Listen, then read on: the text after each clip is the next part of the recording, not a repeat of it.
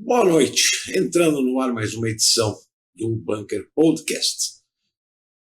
E nesta edição eu vou comentar, expor sobre o tema ensino e educação. Porque ensino e educação são coisas diferentes. Lá no nosso segundo episódio, eu falei sobre os teóricos da escola de Frankfurt, que, bem ou mal, mais para o mal do que para o bem, criaram teorias que foram abarcadas nas agendas marxistas mundo afora. E a gente sabe muito bem que não só o Brasil, mas o terceiro mundo, América Latina, América Central, África e por aí vai, tem o pior ensino do planeta. O ensino europeu e o ensino norte-americano, canadense, ele foi de excelência. Formou muita gente capacitada, grandes cientistas, grandes pensadores, grandes profissionais. Só que dos anos 90 para frente, a decadência da qualidade do ensino, ela não se restringe apenas ao terceiro mundo, mas ao primeiro também. No momento em que você vê uma universidade como Harvard, que era colocada como se não a melhor do mundo, dando honoris causa para Paulo Freire e implantando o modelo Paulo Freire no ensino superior, a gente pode ver que o trabalho de desmanche na qualidade do ensino, ele foi generalizado ao ponto de praticamente não termos mais um nível baixo, um nível médio, um nível alto na qualidade. Está tudo nivelado por baixo, independente do grau do ensino, seja ele básico, médio ou superior. E isso aconteceu devido à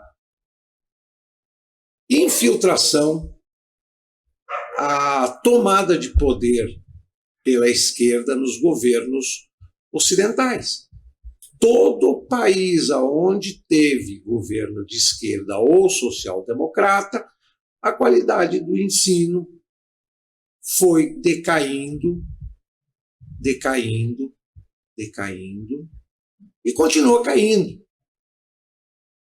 Porque a tal direita ou a tal oposição, ela vê que o ensino é de péssima qualidade, forma péssimos profissionais, mas ela não mexe na estrutura do ensino, ela não tenta desmanchar esse castelo de areia baseado em Paulo Freire, Vygotsky e Piaget, para se voltar a ter um ensino de qualidade como era antigamente.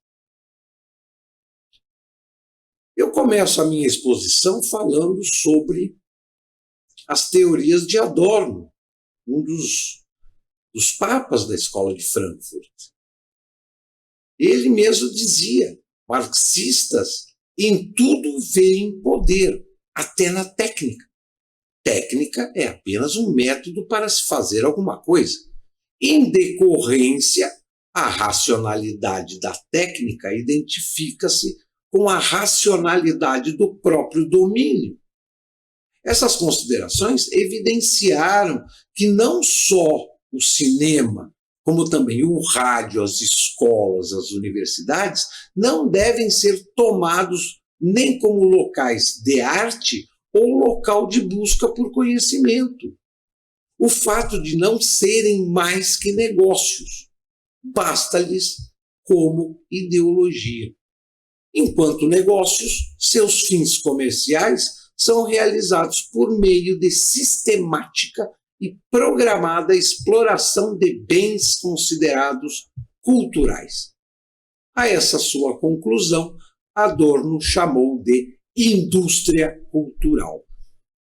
É isso que nós temos hoje. Nós não temos mais escolas, nós não temos mais universidades, nós temos uma máquina da indústria cultural, aonde ela forma ou deforma pessoas através das suas agendas e da sua ideologia social-democrata ou marxista cultural.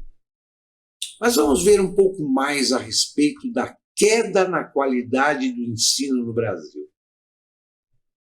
É isto mesmo que os corruptos governantes buscam: ter uma população de vacas de presépio que não sabem fazer uma crítica e que são incapazes de analisar e comentar fatos.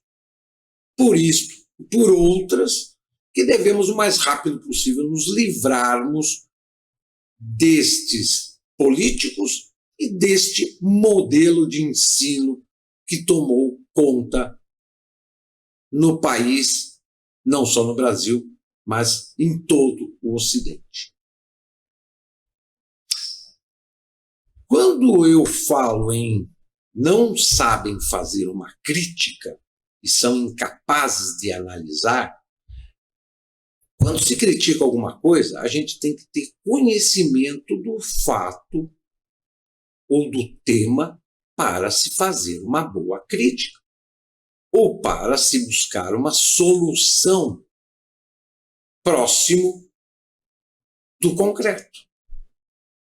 Comentários, opiniões, análises e críticas sem um conhecimento prévio, no mínimo básico, sobre o fato ou o tema, é conversa de botequim e não vai levar a lugar nenhum. Nós vivemos há 30 anos está completando esse ano, da promulgação e da regulamentação das leis de diretrizes e bases da educação brasileira, a LDB de 1996. E ela não rege só o ensino básico, ela rege todo o sistema de ensino nacional. Esta lei homologada no governo de Fernando Henrique Cardoso, assim como neste governo, surgiu o Bolsa Alimentação e o Bolsa Escola, que no governo Lula se transformou em Bolsa Família. Foi a primeira punhalada na qualidade do ensino brasileiro, encaminhando o ensino para os níveis baixos de qualidade e que hoje vemos com pavor o crime com, no mínimo, 3 gerações de estudantes que até concluíram ou estão concluindo o ensino superior muito abaixo de gerações anteriores. A lei foi interpretada e executada por burocratas do ensino, os famigerados pedagogos, que pouco ou nada sabem de sala de aula e apenas divagam nas teorias, diga-se de passagem, teorias marxistas e estatísticas do ensino. E com o governo Lula foi a teoria freiriana a escolhida para alicerçar a LDB emburrecedora dos estudantes brasileiros, que poda a liberdade de escolha do modelo educacional, inclusive na rede privada, e que verticalizou os livros didáticos, com a desculpa de oportunizar livros iguais para todos, inclusão didática, para manter o nível de emborrecimento em todos os níveis de escolaridade. Tomo como exemplo a aplicação do livro didático de História, do autor Mário Schmidt, que de livro de verdade tem muito pouco. Um gibi repleto de fotos e apologias a heróis socialistas e desinformação histórica total. Um manual para formar socialistas em sala de aula. Inclusão no ensino não é assim que se faz, de incluir a todos ao ensino. É proporcionar condições, primeiro, salariais para que os estudantes escolham onde estudar e que livros comprar, escolhidos pelos seus professores, assim como era feito na época, lá nos idos dos anos 50, 60, 70. Uma época hoje tão criticada pela esquerda, que quer igualar e nivelar a todos por baixo. Quer dizer, eu acho que ela já nem quer mais nivelar. Ela já nivelou, já faz tempo. A ficção da igualdade social no Brasil apenas ilude os miseráveis do Nordeste brasileiro, comprados com os cartões magnéticos dos Bolsa Tudo, que o governo distribui em troca do cabresto do voto em época de eleição. Menciono alguns itens da lei que podemos observar o quão vago e interpretativos são, deixando margem para interessados em tirar proveito do sistema em benefício político próprio. É muito fácil de manipular. E toda esta interpretação sendo feita por pedagogos treinados nas universidades, utilizando e decorando as teorias que privilegiam o ensino socialista e de construção de massa de manobra e omitida das verdades e da qualidade de ensino. Artigo 1º, inciso 2º. A educação escolar deverá vincular-se ao mundo do trabalho e à prática social. A educação inclusiva, iniciada lá no governo do FHC e mais fortemente executada pelo PT, nos seus 3 últimos mandatos, e continua até hoje, né? Não coloca ninguém próximo do mundo do trabalho e da disciplina do mundo do trabalho. Apenas incentiva a formação de adolescentes sem interesse e um mundo do faz de conta do ensino apoiado pelo policiamento da pedagogia sobre os professores, punindo e desmoralizando os professores perante os futuros vadios formados nas escolas públicas. Artigo 3º. O ensino será ministrado com base nos seguintes princípios: liberdade de aprender, ensinar, pesquisar, divulgar a cultura, o pensamento, a arte, o saber. Liberdade para quem não sabe usá-la, sem disciplina e amarrado nos livros didáticos indicados pelas editoras contratadas pelo governo. É bonita essa liberdade. É bonita a liberdade, é dada para os docentes e para as instituições. Pluralismo de ideias e de concepções pedagógicas. As ideias são impostas pela pedagogia e balizadas em Paulo Freire, Piaget e Vygotsky. Todos os pedagogos que não obtiveram resultados das teorias, e o que mais próximo de resultados chegou foi Paulo Freire, emburrecendo e formando uma massa de manobra para a implantação do socialismo na África. Aliás, Paulo Freire nem pedagogo era, né?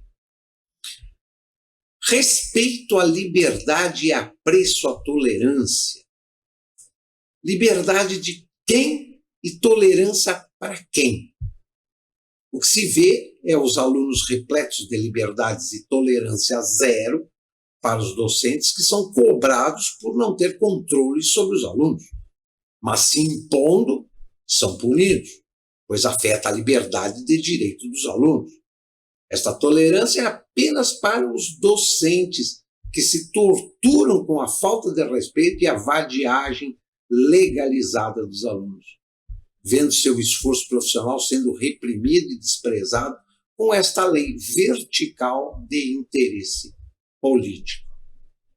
A realidade atual é de desvalorização total, onde pedagogos e não pedagogos defecam na cabeça dos docentes como semideuses do ensino, mas não têm o preparo e o conteúdo para ministrar aulas, apenas fazem de conta que dão aulas quando estão em sala de aula. E nos seus gabinetes tentam ensinar docentes a executar o seu trabalho. Mas palpites não são sinônimos de qualidade de ensino. As teorias acadêmicas de orientação pedagógica marxista, Piaget, Vygotsky, principalmente Paulo Freire, que não detêm o conhecimento específico das licenciaturas, mas se colocam como gênios dos problemas do ensino. Por acaso, alguma pedagoga conhece a história do plágio teórico de Paulo Freire? Podem me justificar o estudo e tentativa de prática de teorias russas e suíças do século XIX em nosso sistema de ensino? Se nem nos locais de origem foram aceitas e desenvolvidas, por que nós que queremos qualidade e conhecimento temos que seguir essa cartilha arcaica? Se alguma pedagoga me responder fundamentada e conheça realmente Paulo Freire como eu estudei, me responda. Caso contrário, por favor, vão limpar as ideias que botaram na cabeça de vocês nos bancos acadêmicos e estudem. Após a chegada e a criação da pedagogia efetiva nas escolas, nosso ensino só piorou. E não pelo fato das profissionais, mas pelo sistema que criou um bando de ventrílocos que repetem e se acham solução final do ensino. Na verdade, eu tenho pena das pedagogas a serviço da esquerda marxista. Nem imaginam qual a real função no sistema, mas porque não estudaram o que precisava sobre história da pedagogia, e não apenas a bibliografia de Paulo Freire, Piaget e Vygotsky. Infelizmente, a pedagogia no Brasil está a serviço político e não do ensino, mas só as pedagogas não enxergam. O plágio,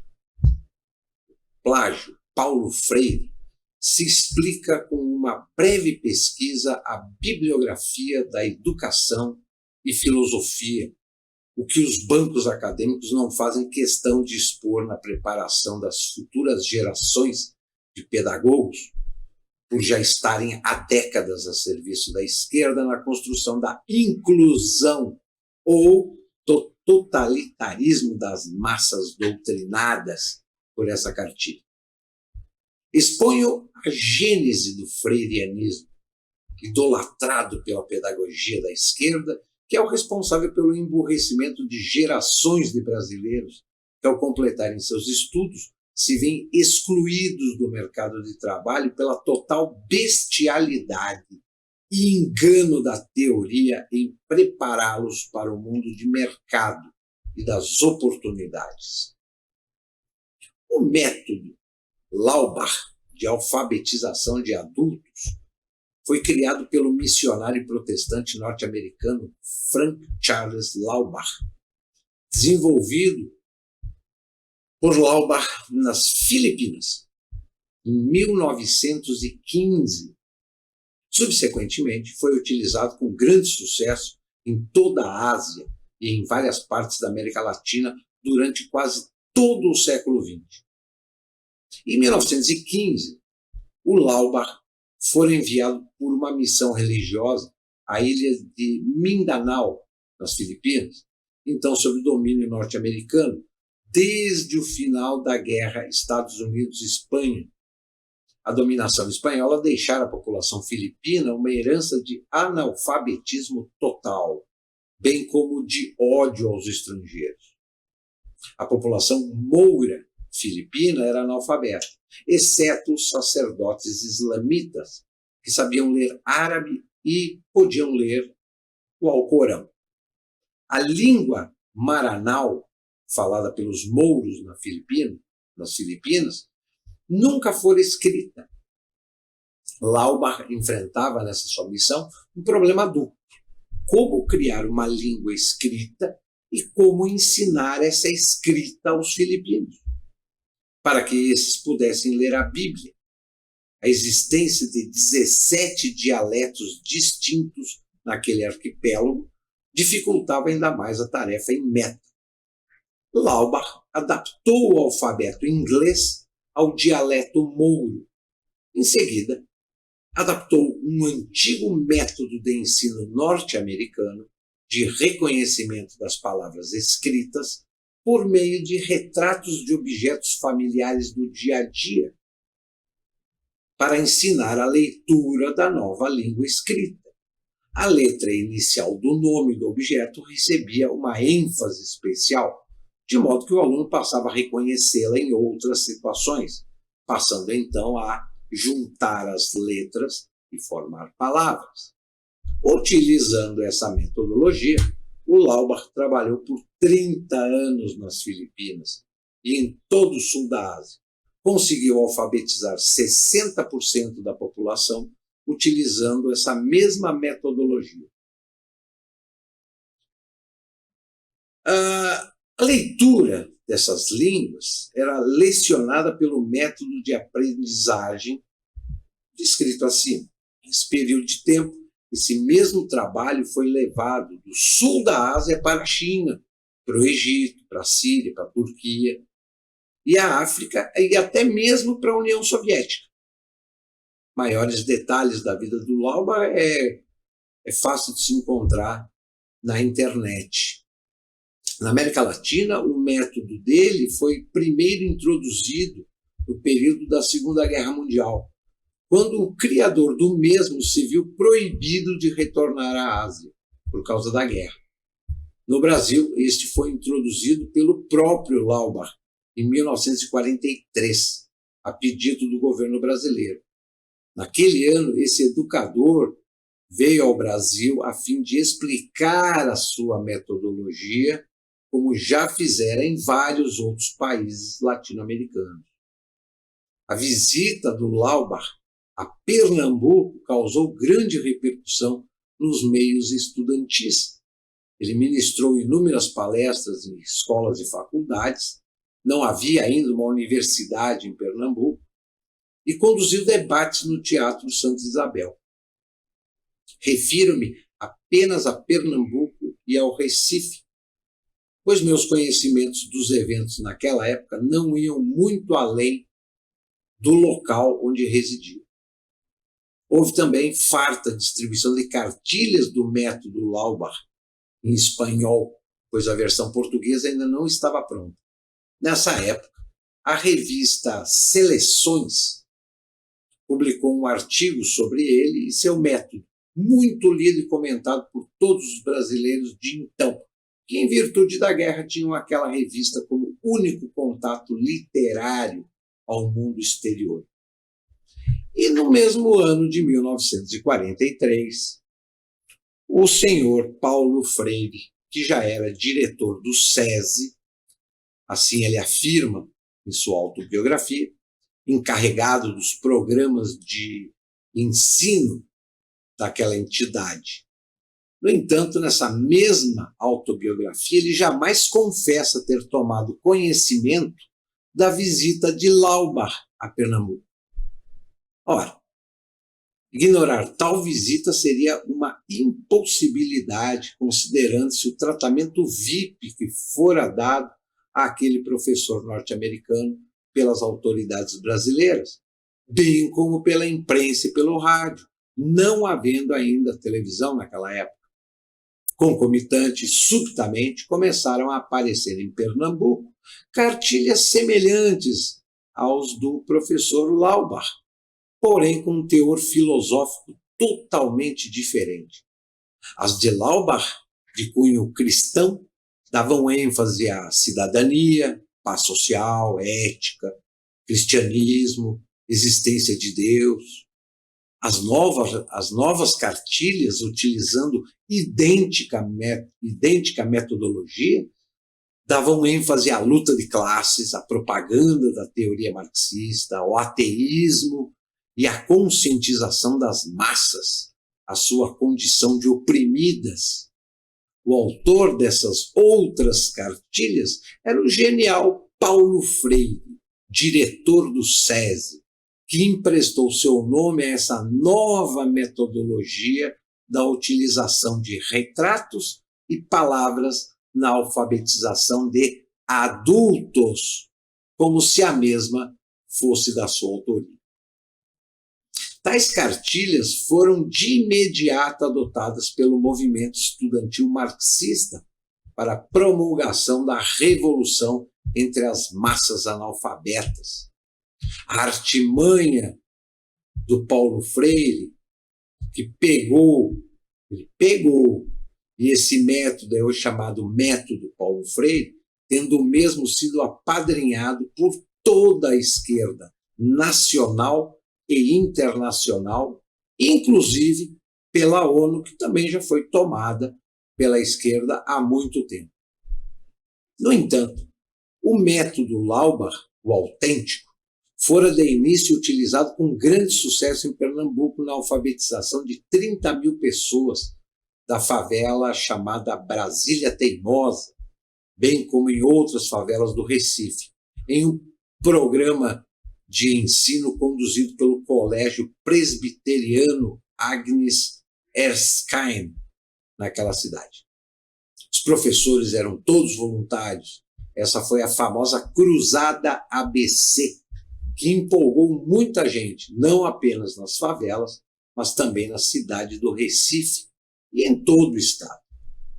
Esse esforço educacional é descrito em seus menores detalhes por Gilles Spack, no seu recente livro intitulado Todos os Caminhos Conduzem ao Lar, editado no ano 2000.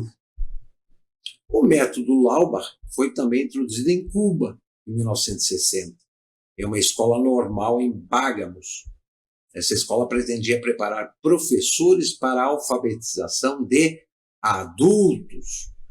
No entanto, logo que Fidel Castro assumiu o controle total do poder em Cuba, naquele mesmo ano, todas as escolas foram nacionalizadas, inclusive a Escola Normal de Bagamos.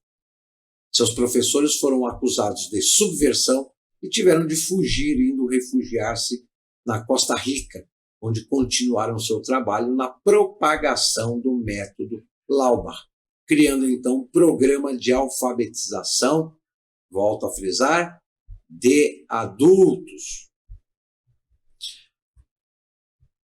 chamado Alfalit, era o nome do programa de alfabetização. A organização Alfalit foi introduzida no Brasil e reconhecida pelo governo como programa válido de alfabetização de adultos. Encontra-se na maioria dos estados brasileiros. Foi implantado em 94 em Santa Catarina, Alagoas, Ceará, Distrito Federal, Goiás, Sergipe, São Paulo, Paraná, Paraíba e Rondônia em 1997, Maranhão, Pará, Piauí e Roraima em 1998 e Pernambuco e Bahia em 1999. A oposição ao método Laubach ocorreu desde a introdução do mesmo em Pernambuco no fim dos anos 50. Houve tremenda oposição da esquerda ao mencionado programa da Cruzada ABC, especialmente porque o mesmo não conduzia à luta de classes, como ocorria nas cartilhas plagiadas de Paulo Freire. Mas ainda dizia-se que o programa ABC estava cooptando o povo, comprando seu apoio com comida, e que era apenas mais um programa imperialista que tinha em meta unicamente dominar o povo brasileiro. Pois bem, e aí me vem o seu Paulo Freire se auto-intitulando educador, né? E me aparece com um livro chamado Pedagogia do Oprimido.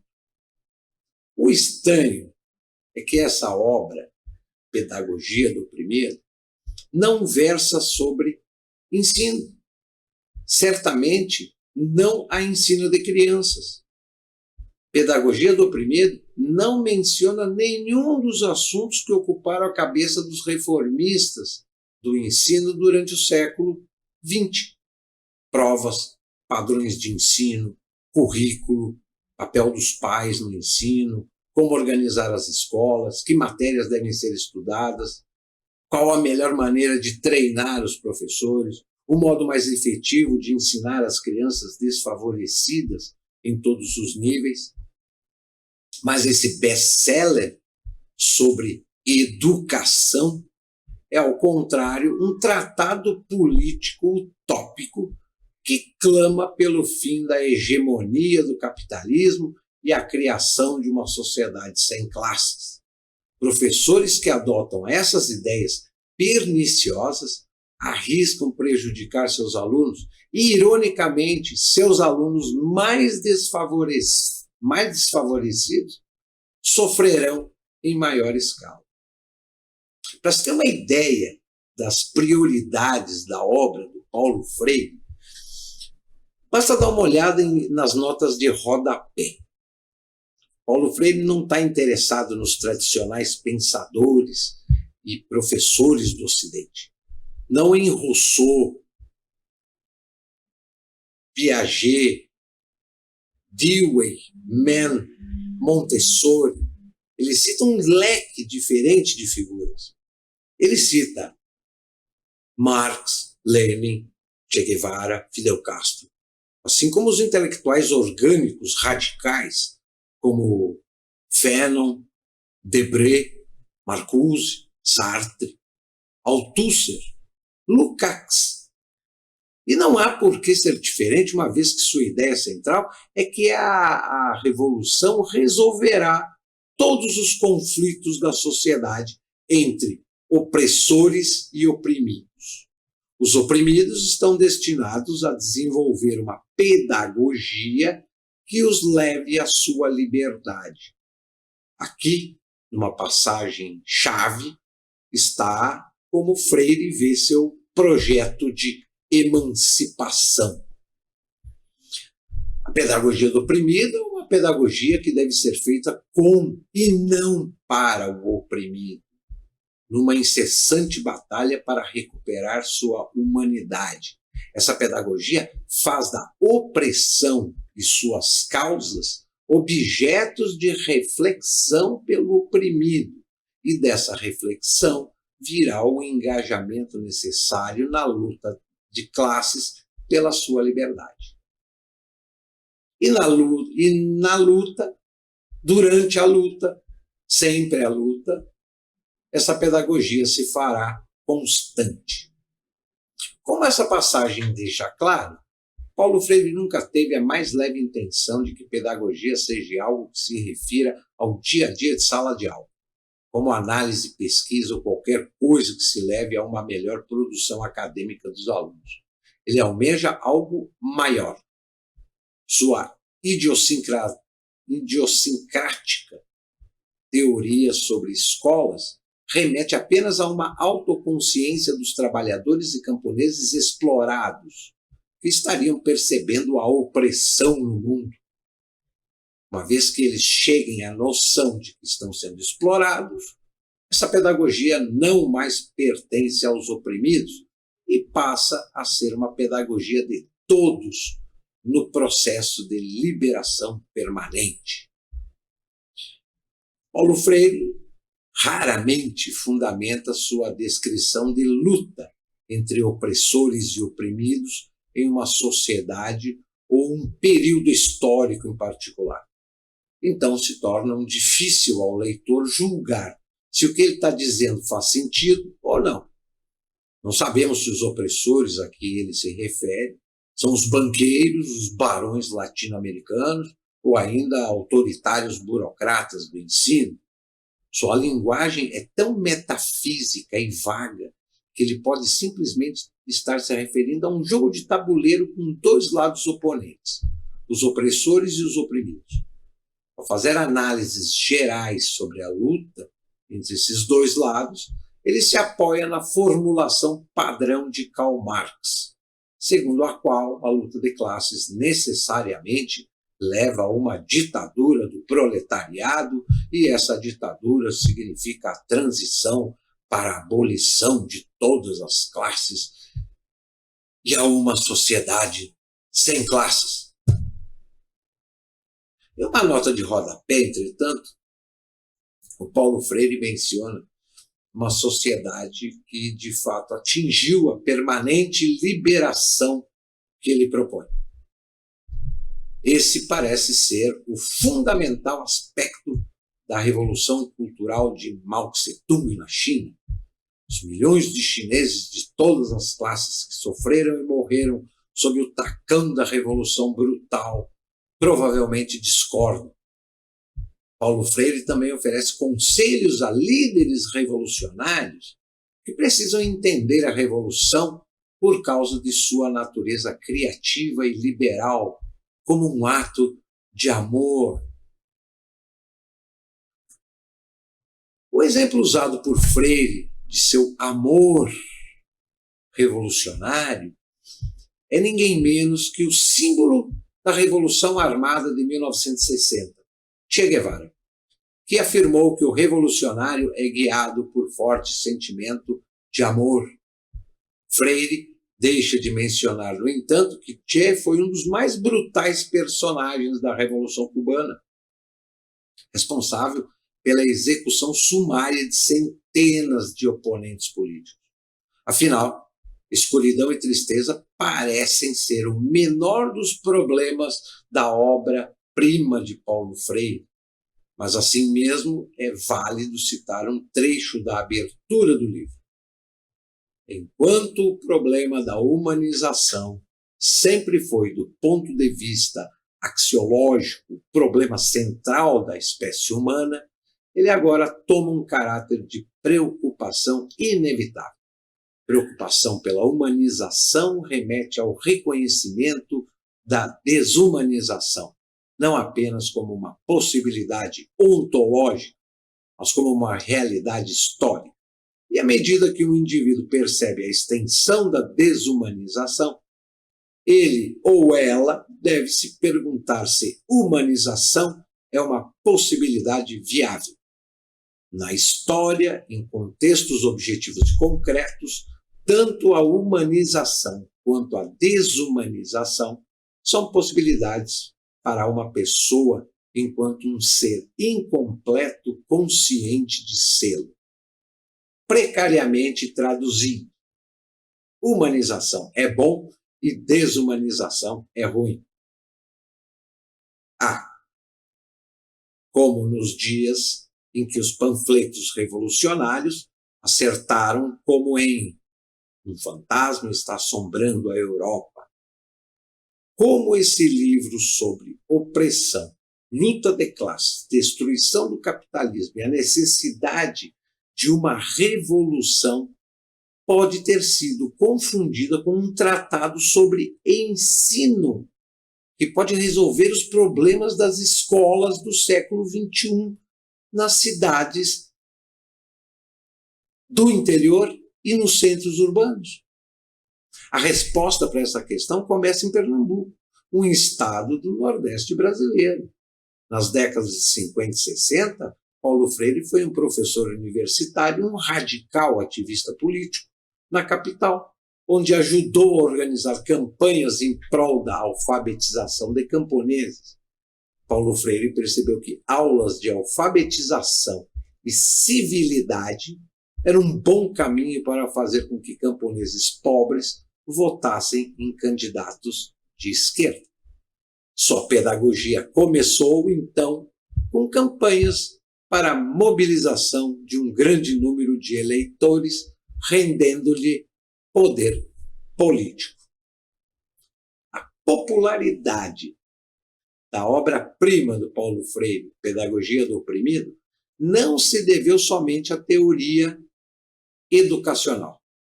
Durante a década de 70, veteranos das fileiras de protestos estudantis e contra a guerra no Vietnã colocaram de lado seus cartazes e começaram sua longa marcha para dentro das instituições de ensino, adquirindo doutorados e pós-doutorados e fazendo parte dos departamentos de ciências humanas. Uma vez dentro das universidades, os esquerdistas incorporaram suas agendas radicais. Não importa se marxistas, feministas ou racistas, em seus ensinamentos. Ao celebrar Paulo Freire como um grande pensador, as portas se abriram para esses radicais. Sua declaração em Pedagogia do Oprimido de que não existia uma educação neutra se tornou um mantra para professores de esquerda que passaram a usá-lo como justificativa para incitar o ódio anti-americano nas salas de aula de universidades. Por toda parte, alguns professores de esquerda reconheceram os perigos para o discurso acadêmico da eliminação do ideal de neutralidade no ensino. Não existem evidências de que a pedagogia de Paulo Freire tenha tido muito sucesso no Terceiro Mundo, nem que os regimes revolucionários favoritos de Paulo Freire, como China e Cuba, tenham reformado seus próprios sistemas bancários de ensino, no qual os alunos mais brilhantes são controlados, disciplinados e têm seus conteúdos educacionais rígidos para atenderem às demandas nacionais. E a produção de mais administradores industriais, engenheiros e cientistas. O quão perverso é, então, que apenas nas cidades do interior americanos, os educadores freirianos são levados a libertar crianças pobres de uma opressão imaginária e os recrutem para uma revolução que nunca virá. As ideias do Paulo Freire são perigosas não somente para os alunos, mas também para os professores comprometidos com esse tipo de ensino. Um consenso mais amplo está emergindo entre reformadores do ensino de que a melhor opção para enriquecer as conquistas acadêmicas das crianças nas cidades do interior é melhorar dramaticamente o nível dos professores que nelas ensinarão. Isso não se limita às escolas do interior. Essa carência, esse vácuo na qualidade do ensino que antes se limitava ao interior, hoje já está nos maiores centros urbanos também. Melhorar a qualidade dos professores numa tentativa de reduzir a diferença entre o ensino de crianças pobres e as demais é o maior foco na agenda dos sociais-democratas. Foi um dos principais focos da agenda educacional dos sociais-democratas nos Estados Unidos. O que eles fizeram? Eles só se preocuparam com a qualidade do ensino, mas eles mantiveram a mesma agenda freiriana em todos os níveis de ensino nos Estados Unidos, principalmente na época do Obama. Mas se a qualidade dos professores é agora o principal foco, isso desafia a racionalidade de que a pedagogia do oprimido ainda ocupe um lugar de destaque em cursos de treinamento para professores, que certamente nada aprenderão sobre tornarem-se melhores professores com seus desacreditados chavões marxistas. Essas informações podem esclarecer até que ponto nosso ensino realmente quer preparar, formar através do conhecimento, inseri-las no mercado e realmente formar uma população visando progresso e prosperidade, perante o mundo desenvolvido que concorremos diariamente. Bem, aqui dá para explicar o porquê que a nossa qualidade de ensino despencou, né? O Brasil é o penúltimo colocado numa enquete que é feita por um órgão estrangeiro sobre qualidade de ensino. Eu acho que só tem a Venezuela que está abaixo de nós. E acima de nós, se eu não me engano, é um país miserável da África. Ou seja, o Brasil, o tamanho que tem, figurar em penúltimo lugar em qualidade de ensino é algo preocupante. E isso já vem se mantendo há quase 20 anos. A gente não sai desse penúltimo lugar há quase 20 anos. Então, por aí dá para ver que tipo de sociedade, que tipo de povo qualificado a gente tem à disposição. Falar é fácil. A gente fala, a gente reclama, a gente critica, a gente explica. Mas lá em 2014, houve a formulação do Plano Nacional de Educação. E naquela época, eu entrei em contato com um senador que me abriu um espaço para que eu colocasse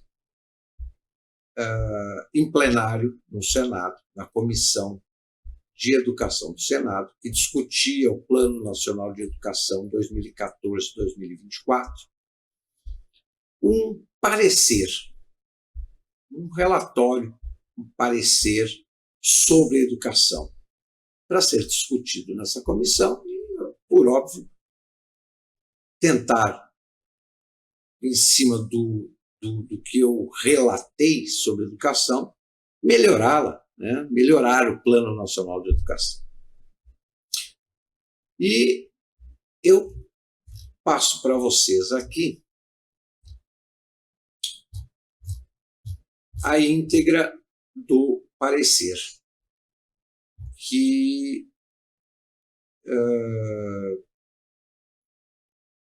se usar esse parecer de 2014 hoje, eu acho que não precisa nem mudar as vírgulas de lugar.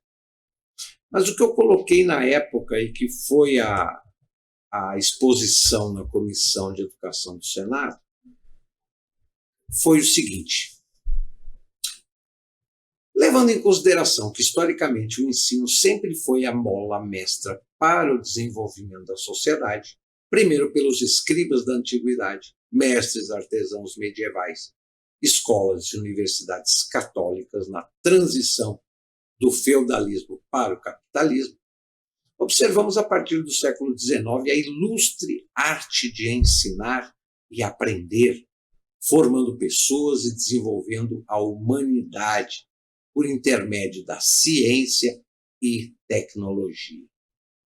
No que diz respeito à secular disputa entre capitalismo e socialismo, observamos que o ensino se adequa conforme a ideologia vigente, podendo trazer benefícios ou malefícios à sociedade. Dentro de um sistema capitalista liberal, temos como premissa a liberdade e o esforço individual do cidadão em alcançar seus objetivos, pautado no empenho e meritocracia nos seus estudos para desenvolver sua capacidade intelectual e empreendedora. Porém, vejamos um pouco mais atrás no tempo e afirmo que a humanidade sempre foi dividida em dois grupos: os que mandam, o grupo dos que mandam e o grupo dos que obedecem, segundo Aristóteles. Não quero, com esta afirmativa, simplesmente dizer que os que obedecem não tenham capacidade ou direito de melhorar sua condição intelectual e avançar, alçando voos maiores. Mas o que seria da sociedade se todos fizessem parte só de um ou de outro grupo? Só do grupo dos que mandam ou só do grupo que obedece? No modelo socialista, temos a utopia de reconstruir, refundar, trabalhar para uma sociedade ideal e perfeita por intermédio de inclusões, nivelamentos sociais, derrubada do modelo anterior e implantação do novo modelo, o socialista, pela mão invisível do Estado que planeja, promove e executa. Tem no seu projeto de ensino a proposta de emancipação do conhecimento, pautado na construção individual do aluno através da sua realidade, conhecimento necessário para a sua evolução e desenvolvimento como cidadão. E isso, algo tão utópico e absurdo quanto a própria teoria marxista que sustenta o projeto igualitário e inclusivo do socialismo. Incluir significa criar um grupo mediante parâmetros pré-estabelecidos por alguém. Aqui temos a primeira atuação forte da mão estatal, que através de seus parâmetros socialistas, descabidamente nivela para limitar a ascensão e para mais facilmente dominar, já que dentro do seu discurso de promoção da educação inclusiva, observa-se um tom romântico e humanista que é de muito preocupante. Afinal, igualar crianças e jovens, independentemente se há ou não grandes diferenças entre eles, é sinônimo de que todos avançarão para a mesma direção, ou que poderá haver uma estagnação intelectual de ambos. Não é difícil de se observar, basta usar a lógica. Quero deixar claro que o Estado que pratica o ensino ideologizante não quer ter cidadãos, mentes pensantes e inovadoras, mas pessoas limitadas e aprisionadas nas garras do Estado, que as priva do verdadeiro ensino, que forma e capacita, que de forma publicitária exibe meia dúzia de modelos de ensino de sucesso, como se todo o território nacional fosse assim, o que é uma grande mentira. Até meados dos anos 80, prevaleceu no país um modelo de ensino promovido pelo famigerado regime militar, que não existiu, né? Mas que a esquerda adora usar esse termo, modelo de ensino do regime militar, baseado na pedagogia de Skinner, um pedagogo norte-americano que tinha como pressuposto que o treinamento, disciplina e meritocracia eram as melhores ferramentas para o ensino. No entanto, os governos posteriores adotaram uma visão marxista de ensino, afirmando que o modelo de Skinner não formava pessoas, mas apenas criava massa de manobra sem autonomia de pensar e criticar. Pois bem, o modelo Paulo Freire, a princípio criado para jovens e adultos, hoje é aplicado abolindo certas ferramentas necessárias para a boa formação, avaliação dos estudantes. Acabou por ser um proforma de sala de aula. E os resultados todos nós sabemos nos índices apresentados periodicamente. Muito curioso é vermos o ensino nacional em queda livre, criando uma massa de aculturados, com certificados na mão e sem capacidade intelectual para exercer seu papel na sociedade, se limitando a formar o exército de reserva ou a pleitear trabalhos de baixo nível, sem contar a dependência dos projetos sociais. O ensino básico é dividido em duas fases: a educação infantil e a fundamental. A educação infantil, antiga pré-escola, se tornou uma espécie de escolinhas privadas e creches mantidas pelo Estado, com a finalidade de dar condições dos pais poderem trabalhar.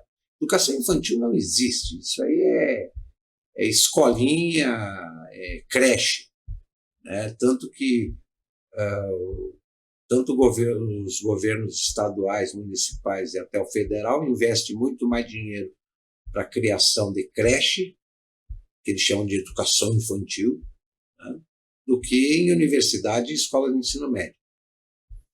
O ensino fundamental antigo ginasial se tornou outro modelo de creche, onde alunos desestimulados pela metodologia, falta de meritocracia e tutelados pelo ECA, fazem da escola um refúgio sem o menor interesse aos estudos. Eu citei o ECA, não obstante ser a ferramenta que o Estado usa para desvirtuar os valores familiares e, por que não, escolares, no que tange a autoridade e a disciplina que ambos tentam exigir, e o ECA neutraliza, blindando menores contra as ações que irão valorá-lo no futuro. O ensino profissionalizante ou ensino médio antigo científico ou segundo grau repete a realidade do ensino fundamental, com um diferencial,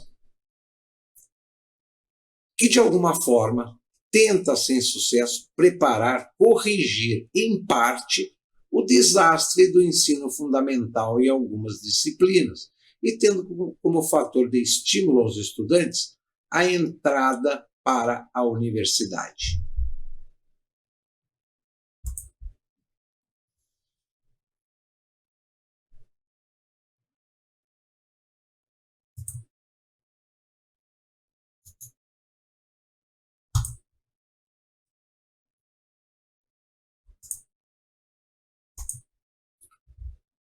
Sem sucesso. O grande caos educacional se encontra no policiamento da classe dos pedagogos que retiram do professor sua autonomia e autoridade em sala de aula, acrescendo de tarefas burocráticas que não corroboram para o professor. Sem contar que pedagogos formados para atuar na alfabetização e na burocracia escolar atuam sem preparo em sala de aula do ensino fundamental e médio. Tirante esses fatos e exemplos da realidade do ensino básico, que fundamenta e prepara o jovem para a universidade, é unânime dentro da docência a incapacidade metodológica aplicada e os parâmetros de função da pedagogia não corroboram para um ensino de qualidade. As faculdades e universidades nos últimos 30 anos vêm progressivamente recebendo jovens mal preparados e orientados para a vida acadêmica, onde o simples exercício de leitura, escrita e interpretação literalmente não é possível ser ministrado. Afinal, tanto foi desconstruído o ensino através dessas ferramentas básicas, que ao chegarem no ensino superior simplesmente não sabem ou não conseguem praticá-lo. A pedagogia construtivista, aplicada no ensino fundamental e médio, literalmente atrofia a capacidade de aprender, através do seu mundo lúdico de ensinar, e crer que o aluno, seja criança ou adolescente, tem a capacidade de construir seu conhecimento. Nada disso. A única construção do construtivismo do Paulo Freire são jovens irresponsáveis, desestimulados e utópicos, que acham que tudo ou quase tudo acontece sem esforço e dedicação. A proliferação de escolas e faculdades públicas e privadas no período dos governos social-democrata e socialista, do PSDB e do PT, foram importantes no que tange a visão de concorrência e oportunidades. Mas quando observamos o MEC, Ministério da Educação e Cultura, ditando as regras através do PCN, Plano Curricular Nacional, e Plano Nacional de Educação, para os 3 níveis do ensino, incluindo o EAD, podemos ter de forma velada a chamada ditadura do ensino, através do discurso de inclusão, onde a rede pública e privada do ensino básico usam os mesmos livros didáticos, metodologia e policiamento pedagógico aos docentes. Ou seja, o Estado promove o modelo de ensino que acredita ser ideal, não mais tendo a opção privada, pois este ou segue o modelo estatal ou pode perder o seu registro de funcionamento. Com relação ao modelo EAD de ensino, observamos ser o formato que contempla apenas tão somente aos jovens que acreditam que apenas um diploma mudará sua vida. É de longa data e de ciência de boa parte dos professores e acadêmicos que a pesquisa e a inovação tecnológica no ensino estão literalmente sucateadas, e os poucos centros que ainda produzem algum produto inovador nos ambientes acadêmicos são apenas para serem usados na propaganda do Estado, onde não há um ensino de qualidade desde a base, nenhuma universidade entre as melhores do mundo, nenhum trabalho científico relevante divulgado, e a maior prova do descaso e da falência do ensino nacional são os brasileiros atuando em academias estrangeiras, desenvolvendo o que poderiam fazer aqui, mas sem incentivo, acabam por se mudar para outros países e deixando projetos relevantes vinculados a universidades estrangeiras. O problema: o ensino nacional se resolve facilmente, desvinculando o ECA do ensino, mudando a metodologia por uma que realmente ensine e produza bons estudantes e futuros cidadãos, acabando com a ditadura do MEC ideologizador sobre as instituições de ensino, tratar os estudantes com o respeito que precisam para se desenvolverem como cidadãos, acabando com essa inclusão que não inclui ninguém, mas cria uma massa de jovens imbecilizados e nivelados por baixo. Estruturalmente, o ensino está literalmente sucateado. E, na prática, os ditames de Antônio Gramsci se fazem cada dia mais presentes e atuantes para o cenário revolucionário que vive o país. As observações citadas estão balizadas num texto constitucional. Artigo 24. Compete à União, aos Estados e ao Distrito Federal legislar concorrentemente sobre educação, cultura, ensino e desporto. Artigo 205. A educação, direito de todos e dever do Estado e da família, será promovida e incentivada com a colaboração da sociedade, visando ao pleno desenvolvimento da pessoa, seu preparo para o exercício da cidadania e sua qualificação para o trabalho. Nesse artigo e inciso, podemos observar que existe claramente uma diferença entre educação e ensino. No caso da educação, ela é dever da família, ficando o Estado como um salvaguarda em casos extraordinários onde a família não tem capacidade para tanto, pois o Estado não tem a primazia de substituir a família. O ensino é dever do Estado no que tange à organização e às diretrizes, porém é salvaguardada na Constituição que o Estado proteja a pluralidade do ensino e do pensamento, algo que há muito tempo é descumprido, como podemos observar nos livros didáticos da Fundação Nacional do Livro Didático, distribuídos para as redes de ensino, onde a doutrinação e a falta de conteúdo necessário ao ensino é gritantemente visível. No artigo 206, o ensino será ministrado com base nos seguintes princípios: igualdade de condições para o acesso e permanência, liberdade de aprender, ensinar, pesquisar e divulgar o pensamento, a arte e o saber. Pluralismo de ideias e de concepções pedagógicas e coexistência de instituições públicas e privadas. Artigo 207. As universidades gozam de autonomia didático-científica. Artigo 208. O dever do Estado com a educação será efetivado, pautado nos 3 artigos acima citados.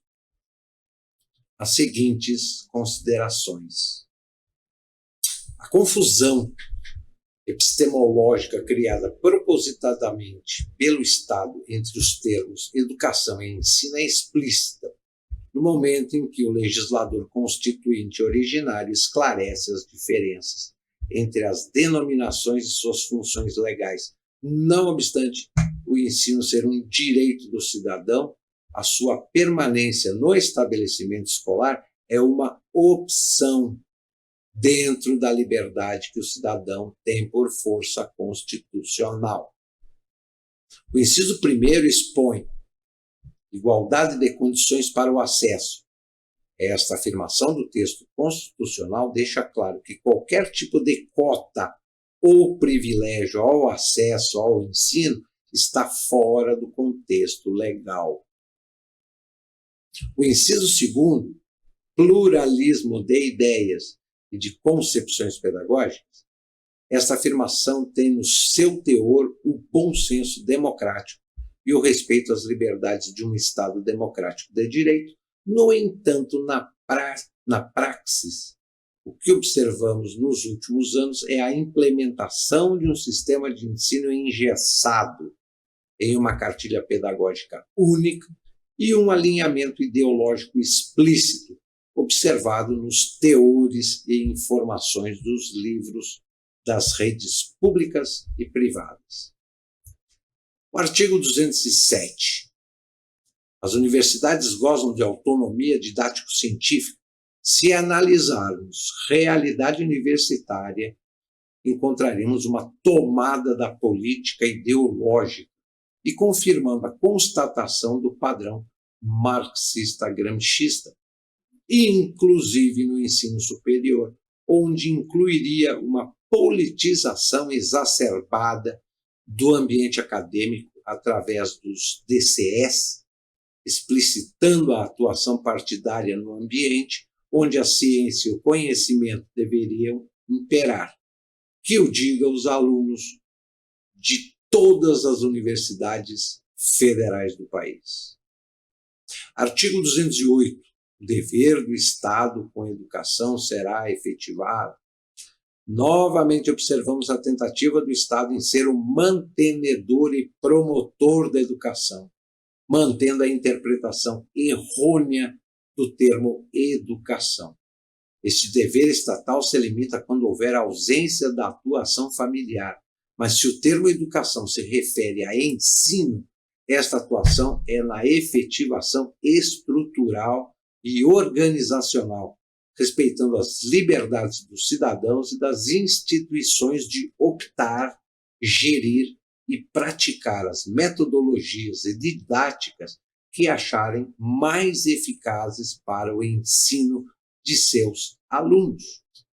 E concluo acreditando que as observações e exemplos reais citados e comentados possam contribuir para a reflexão e elaboração do Plano Nacional de Educação, que irá direcionar os rumos do ensino nacional nos próximos 10 anos. Pois bem, esse parecer eu redigi em 2013. e foi para exposição na Comissão de Educação do Senado Federal, referente ao PNE 2014-2024. 2024 não teve votação, não teve nem debate sobre o Plano Nacional de Educação, e o ano passado foi aprovado um novo PNE até 2035, a toque de caixa, ou seja, pegaram o que estava pronto lá, votaram, todo mundo aprovou, a maioria era tudo da esquerda mesmo, e eles estão um pouco se lixando, porque quanto pior a qualidade de ensino, pior é o cidadão, e quanto pior o cidadão, mais essa classe política com poucos escrúpulos e, por vezes, sem ética alguma, consegue chegar ao poder e, pior, se manter no poder. 21h18. O Bunker Podcast desta quarta-feira fica por aqui. Eu volto na próxima quarta com um novo tema para ser exposto, explicado, analisado, orientado, esperando que ajude os nossos ouvintes a melhorar as suas análises frente à realidade. Uma boa noite a todos e até lá.